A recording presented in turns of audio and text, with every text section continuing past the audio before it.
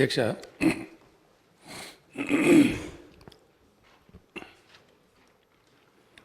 గత కొన్ని మాసాలుగా దేశంలో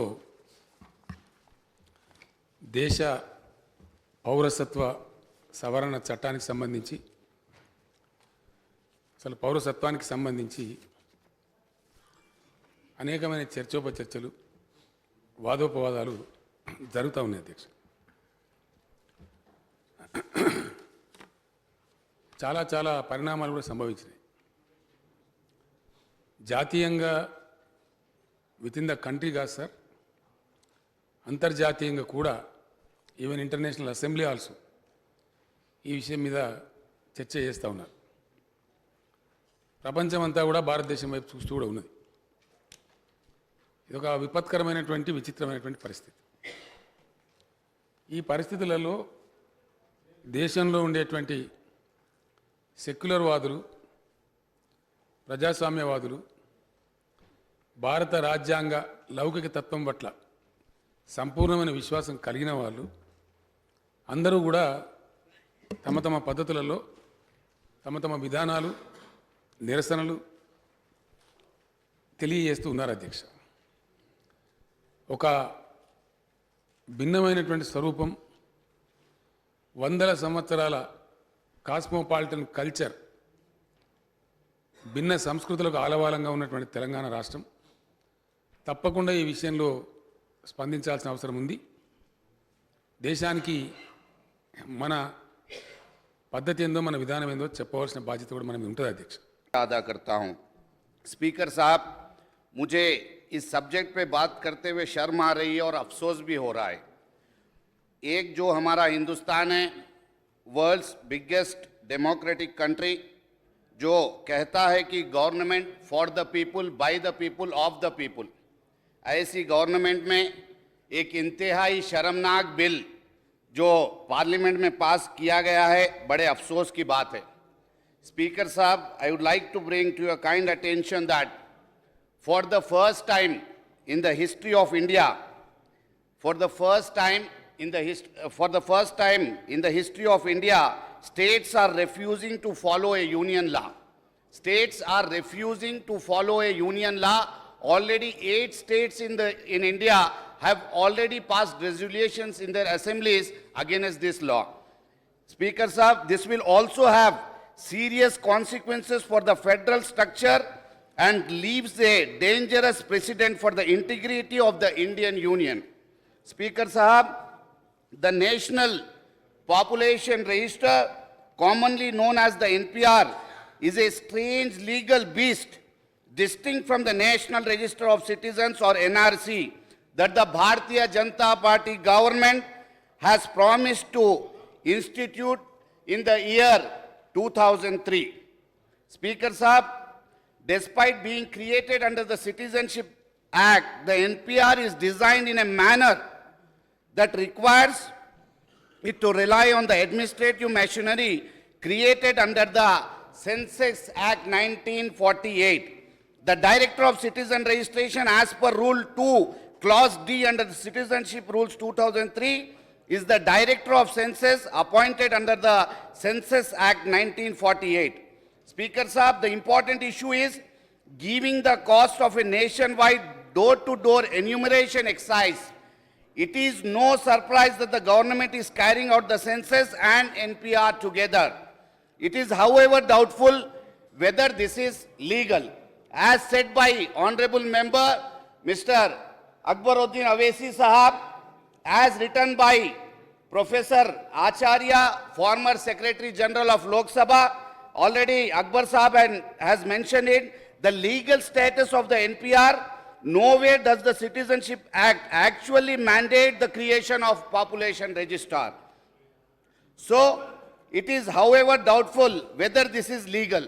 As per Section 15 of the Census Act, there is a prohibition on making public the data collected by any census official. There is also an express prohibition against the use of any data collected under the Census Act for any civil or criminal proceedings. Speaker Sahab, जो census जो बोल रहे हैं कि NPR CAA से अलग है, CA से अलग है और एनआरसी से अलग है, ये बिल्कुल गलत बात है। सीएए, एनआरसी, एनपीआर ये तीनों एक ही चीज है और इसकी अमलावरी सेंसस एक्ट के तहत करना ये बिल्कुल ही इलीगल है, अल्ट्रा वायरेस है। स्पीकर साहब, एक और बात आपको बता दूं, the data collected under the Census Act is privileged and is meant to be used only for statistical compilation for the purpose of governance. The text of the provision is reproduce 15 records of census not open to inspection of admissible in evidence. No person shall have a right to inspect any book, register or record made by a census officer in discharge of his duty as such or any schedule delivered under section 10 and notwithstanding anything to the contrary in the Indian Evidence Act 1872, class 1 of 1872, no entry in such book, register, record or schedule shall be admissible as evidence in any civil proceeding whatsoever or in any criminal proceeding other than the prosecution under this act or any other law for any act or omission which constitutes an offense under this act. तो ये जो act ये government of India लेके आई है, ये Bharatiya Janata party की government, ये बिल्कुल ही इलीगल है और बेबुनियाद है। The likely rationale for this provision is the recognition by the drafters of the Census Act that citizens may be more forthcoming with the information for the census if there is legal assurance the data cannot be used against them by the government. Alternatively, it is like that the drafters knew that a big data exercise like the census was bound to be messy, sometimes generating inaccurate data that lacked the credibility to be used as evidence in legal proceedings. Or perhaps the provision was in nature of data protection law ahead of its time. Speaker साहब, बड़े अफसोस की बात है, बड़े अफसोस से ये कहना पड़ रहा है कि ओरिजिनल एक्ट जो 2003 में, जैसा कि अकबर साहब भी बता चुके, एक्ट लाया गया था 2004 में और रूल्स फ्रेम हो गए 2003 में, जो कि स्टिल बॉर्न रूल्स के नाम से जाने जाते हैं, which does not exist, it is called still born rules. तो 2003 का भी जो लॉ लाया गया था वो बिल्कुल बेबुनियाद है और गैर कानूनी है। इसके अलावा स्पीकर साहब, मैं आपको बता दूं कि the rules of NRC have not been notified and NRP is the first step as stated in parliament by Sri Kiren Rajju. Government of India should frame and notify complete rules before beginning the process. Speaker साहब, इसमें एक और खास बात है, NPR 2010 is also not acceptable as original act of NPR is. Speaker साहब, ये बड़ा मुद्दा है। मैं बाहर गया तो लाखों लोग मेरे को पकड़ लेंगे कि आप क्या बात करें, असेंबली में हमारी बात ही नहीं रखी और खत्म कर दिए। स्पीकर साहब, मेरे अभी 4 साल है, इंशाल्लाह जिंदा रहा तो असेंबली में मैं आपसे ये 4 साल में कोई गुजारिश नहीं करता हूं, लेकिन ये इंपॉर्टेंट सब्जेक्ट है, मेहरबानी करके आप थोड़ी देर बात करने दीजिए, आपसे हम्बल रिक्वेस्ट है स्पीकर साहब। यहाँ पे एक और बात है स्पीकर साहब, गवर्नमेंट ऑफ इंडिया 2004 से 2009 तक एक pilot project government of India की तरफ से हुआ है, जिसमें 13 डिस्ट्रिक्ट्स और 12 स्टेट्स में 30.95 lakh people was closed with remarks.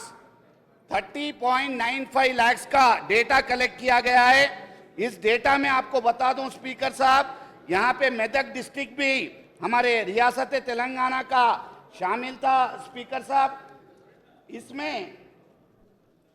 इसमें क्लियरली ये मेंशन कर दिया गया है कि ये जो पायलट प्रोजेक्ट है इसको क्लोज करते हुए ये पॉइंट आउट किया गया है कि weak document base of population, मतलब ये जो है ये डेटाबेस, ये एनपीआर विएबल नहीं है। A pilot project conceived by the Vajpayee government in 2003 to test the issuing of multi-purpose national identity cards and NPR to Indian citizen analogous to the exercise of creating a national register of citizens was closed in 2009 after it has been able to establish citizenship or less than half the residents who participated in the pilot project. It brought home the lesson that determination of citizenship was a complicated and involved issue and the document base is weak, especially in the rural areas. इसको clearly mention किया गया. Speaker साहब, इसके अलावा जो NPR करना चाह रहे, इसमें इंपॉर्टेंट पॉइंट्स है, जहां पर अब यहां पे पूरे इंडिया में 1.77 लाख जो है ऑर्फन होमलेस लोग हैं, इनका एनपीआर किस तरीके से होगा ये भी मैं जानना चाहता हूं.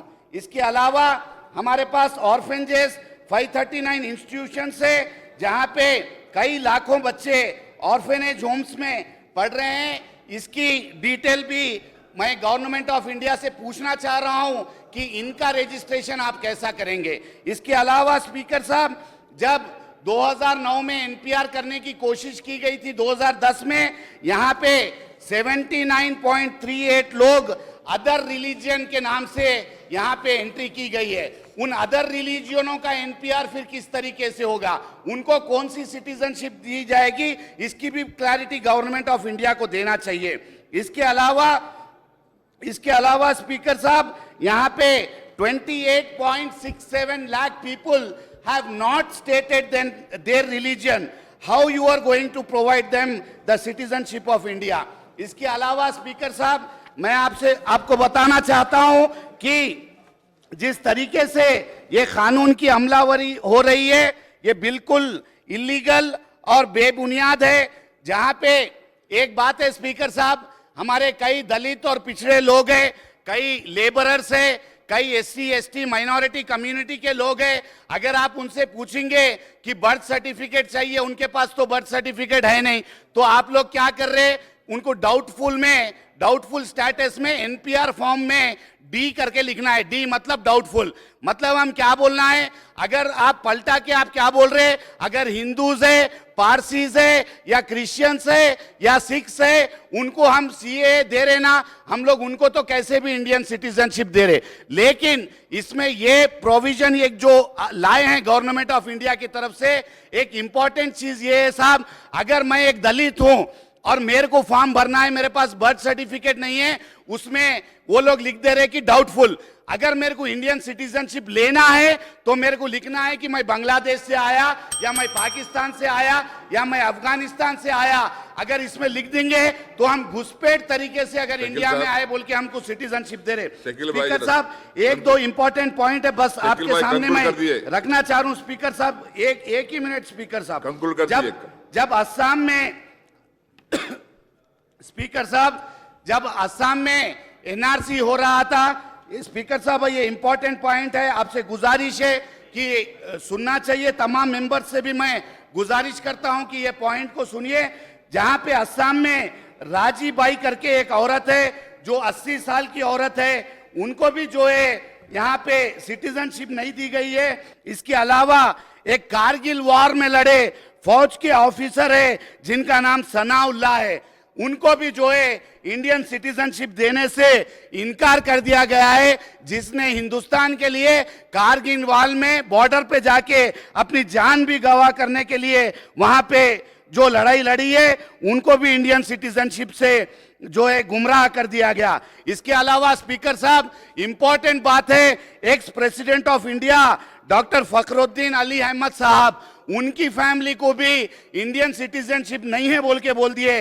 वाकई ये बेइंतहा शर्म की बात है स्पीकर साहब. इसके अलावा स्पीकर साहब, यहाँ पे जो नेशनल सोशल फैब्रिक का मसला है, जिस तरीके से ये काम चल रहा है, जिस तरीके से हजारों लोग मर रहे हैं, जिस तरीके का माहौल हिंदुस्तान में बना हुआ है, मैं आपसे गुजारिश करता हूं, ऑनरेबल चीफ मिनिस्टर साहब से गुजारिश करता हूं कि मेहरबानी करके ये जो मसले को है पूरी तरीके से मुकम्मल तरीके से देखते हुए इस मामले को खत्म करें और एनपीआर एनआरसी की अमलावरी ना हो. इसके अलावा स्पीकर साहब, जो जितने भी इंडिया के ऑर्गेनाइजेशंस है, जैसे हम भारत के लोग हैं, योगेंद्र यादव रहने दीजिए, हर्ष मंदार रहने दीजिए, तीस्ता स्टीलवाड रहने दीजिए, शबनम हाशमी रहने दीजिए, अंजलि भारद्वाज रहने दीजिए, खानम गोपीनाथ रहने दीजिए, कविता कृष्णन रहने दीजिए, ये तमाम लोग जो है आज़ादी की लड़ाई लड़ रहे हैं। मैं हिंदुस्तान की हुकूमत से ये रिक्वेस्ट करना चाहता हूं सर, ये एनपीआर का फॉर्म है, नेशनल पॉपुलेशन रजिस्टर, इसमें यहाँ पे लिखा हुआ है rule 3 of clause 5, the local registers of Indian citizens shall not contains details of persons after due verification made from the population register. I appeal to the government to omit this rule and another rule 4 class 3 for the proposers of preparation and inclusion of the local register of Indian citizen. The particulars collected of every family and individuals in the population register shall be verified and scrutinized by the local register, who may be assisted by one or more persons as specified by the register general of citizen register, इसको भी ये act को भी omit करना चाहिए। उसके अलावा during the verification process particulars of such individuals whose citizenship is doubtful shall be entered by the local register with the appropriate remark in the population register for the further inquiry, and in case of doubtful citizenship, the individual or the family shall be informed in a specified performa immediately after the verification process is over. This also should be omitted from the form, sir. Only 2 clauses are there, sir. Rule 7, subclass 2, it shall be the responsibility of the head of every family during the period specified for the preparation of the population register to give the correct details of the name and number of members and other particulars as specified in sub-rule 3 of Rule 3 of the family, which he is the head. Kindly omit this also. Another Rule 17, penal consequences in the certain cases, any violation provisions of Rule 5, 7, 8, 10, 11 and 14 shall be punishable with fine which may extend to 1,000 rupees. Kindly omit this rule also. I humbly request our Honorable CM Saab, because there is no legal sanctity, the Union law has made this Citizenship Act. All the states have passed the resolution, still it exists. So I request the Honorable CM, the process which is going to start from 1st of April, to stop the process immediately, because 144 petitions pending in the Supreme Court of India, until it gets dispersed, we don't want to waste the people's money of rupees 3,000 crore rupees. So I humbly request to stop this law which discriminates on the religion, and I also request the Honorable CM, because internationally, not only internationally, in India, there is a situation where COVID-19 virus is going on, very serious issue is going on.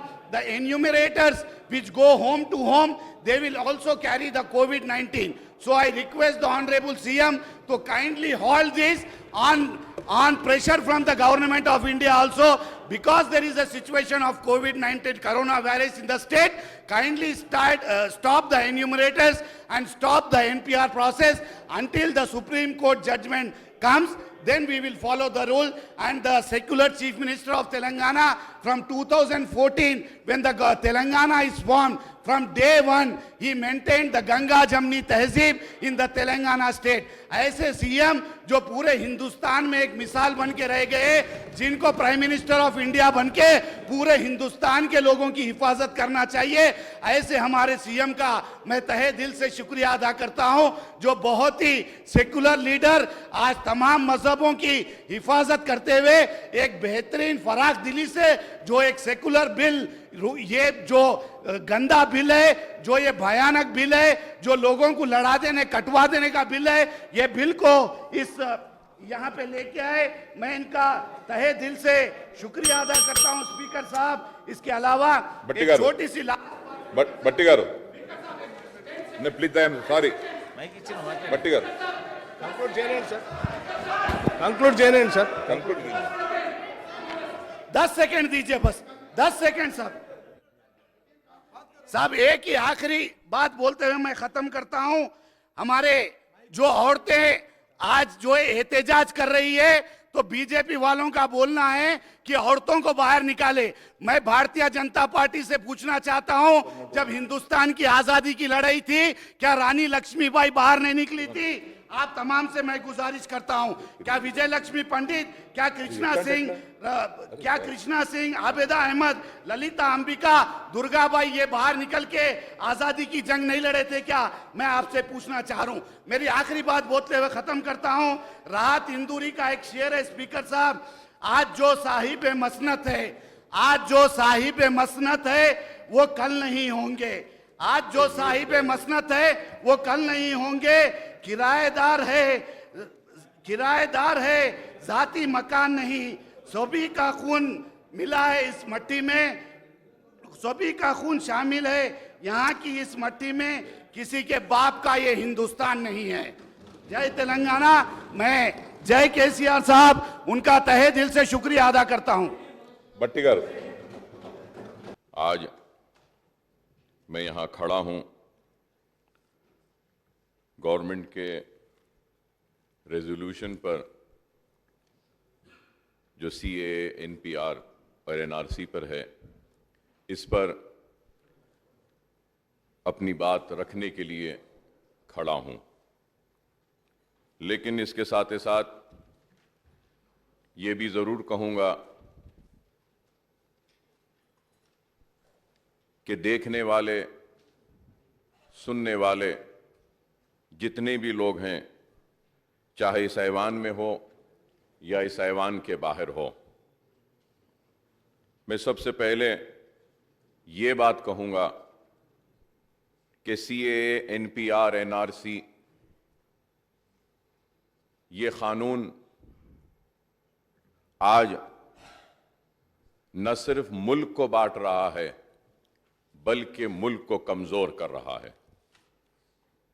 और अगर एक जुमले में या दो जुमले में अगर इस कानून के बारे में कहूं, तो ये कहूंगा कि यह कानून गैर मुल्की को मुल्की बना रहा है और मुल्की को गैर मुल्की बना रहा है। सिर्फ दो लफ्ज में यह कहूंगा। अगर इस उर्दू के इस जुमले को नहीं समझे तो मैं कहूंगा कि a non-citizen is being made a citizen and a citizen is going to be made a non-citizen of this country. So this is as simple as that, sir. NPR ఎన్ఆర్సీపై ఈ రాష్ట్ర ప్రభుత్వం పెట్టినటువంటి ఈ తీర్మానం పైన అవకాశం ఇచ్చినందుకు మీకు ముందుగా ధన్యవాదాలు అధ్యక్ష. అట్లాగే ఈ ఎన్పిఆర్ వలన ఉత్పన్నమవుతున్నటువంటి అనేక సమస్యల గురించి ముఖ్యమంత్రి గారు కూడా సభ దృష్టికి తీసుకొచ్చారు. సభ ద్వారా రాష్ట్ర ప్రజలకి, దేశానికి కూడా దృష్టికి తీసుకొచ్చారు. తదుపరి వచ్చేటువంటి ఎన్ఆర్సీ వలన వచ్చేటువంటి ప్రమాదం గురించి కూడా చెప్పారు అధ్యక్ష. చెప్తూ అంతిమంగా చాలా సమస్యలు చెప్పారు. చెప్తూ దీన్ని ఆపటానికి చేయవలసినటువంటి అంశాల గురించి, అంటే దీని బారిన పడకుండా ఈ రాష్ట్రంలో ఉన్నటువంటి ప్రజలు ఏ రకంగా కాపాడబడాలన్నటువంటి అంశాల గురించి లాస్ట్లో తదనుసారంగా ఎన్పిఆర్, ఎన్ఆర్సీ వంటి చర్యల నుండి తెలంగాణ ప్రజలను కాపాడటానికి అవసరమైన అన్ని చర్యలను తీసుకోవాలని ఈ సభ తెలంగాణ ప్రభుత్వానికి విజ్ఞప్తి చేస్తుంది. కంక్లూడింగ్ సెంటెన్స్ అధ్యక్ష, మనం చెప్పిన అంశాలన్నింటినీ ఏకీభవిస్తున్నాయి. అంతిమంగా ఈ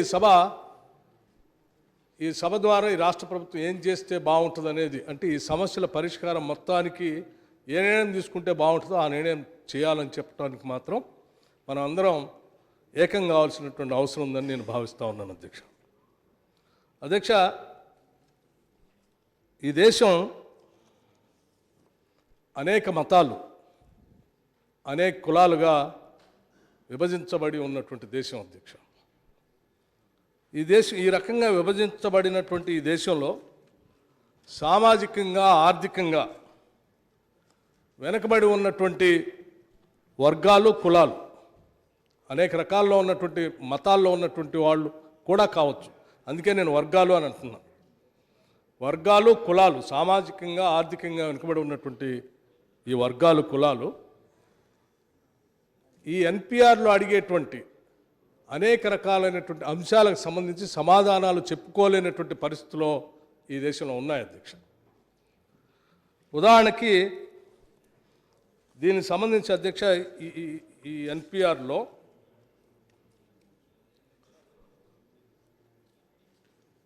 the citizenship registration of citizens and issue of national identity cards rules 2003 provides that the particulars provided in the population register will be verified by the local registrar for the preparation of the National Register of Citizens, ante NRC.